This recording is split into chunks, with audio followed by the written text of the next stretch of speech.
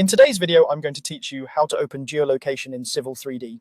Geolocation lets you place your design in its real-world context so you can see where your drawing sits on the globe and reference a live map beneath your line work. This is especially helpful when you're coordinating with survey data, verifying site conditions, or sharing visuals with clients who want to see the project on a recognizable map. Start by opening your Civil 3D drawing. It can be a new file or an existing project.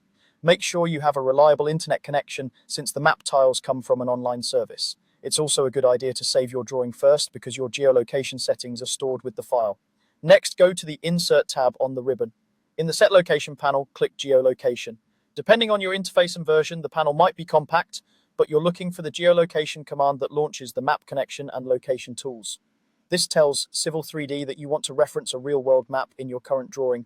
If you're prompted to sign in, use your Autodesk account.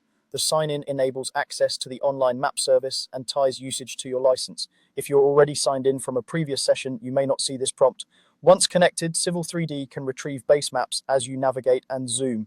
Now, use the map settings to set the coordinate system and location. This is the most important part for accuracy. Choose the coordinate system that matches your project survey data or the system specified in your project documentation, like a state plane or UTM zone. Getting this right ensures your geometry lines up with the map and with any GIS or survey information you bring in later. Within map settings, confirm units and define the location by searching for an address, typing latitude and longitude, or centering the map over your site. If you're unsure which coordinate system to pick, check your survey notes or project brief. The correct code is usually listed there. Once you've applied those settings, your drawing now shows the geolocated map.